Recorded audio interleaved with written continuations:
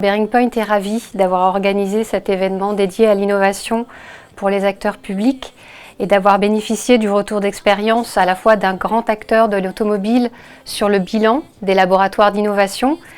Deuxième témoignage d'envergure sur la mise en place de chatbots par Europcar, extrêmement intéressant lors de la mise en place à la fois de nouveaux contacts avec les usagers pour les collectivités, les ministères et les opérateurs. Et puis enfin, troisième témoignage exemplaire des CAF qui ont mis en place les assistants digitaux dans l'univers de la branche famille. C'est un outil qui permet d'effectuer certaines tâches qu'effectue un agent. Il n'effectue pas toutes les tâches, il en effectue certaines, les plus répétitives, et il les automatise. Et il permet du coup de se concentrer sur des tâches à plus grande valeur ajoutée. On le voit bien, il y a une recherche à la fois de qualité et de productivité. On a associé toutes les parties prenantes. Donc vous voyez, il y a ces deux aspects de l'appropriation rapide. Le premier, une communication régulière sur l'ensemble du personnel. Et le deuxième, c'est l'association des personnels à la mise en place et à la création des outils. Le chatbot est un outil que l'on met à disposition de nos clients sur notre site web. Notre transformation, elle est drivée par le fait de permettre à nos clients d'avoir un accès à la marque sur du multicanal.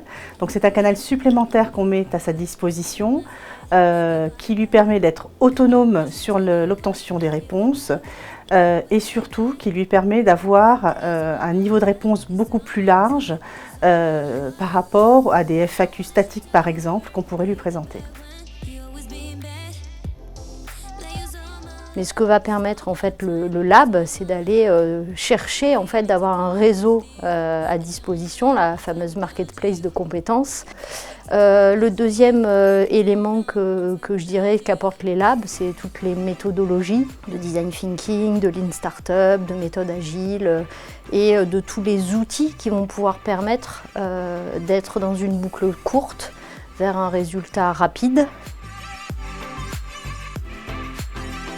Disrupter et innover, c'est aussi aller à la rencontre en fait, d'acteurs qui s'y connaissent ou pas du tout et auprès de qui on va pouvoir demander son avis.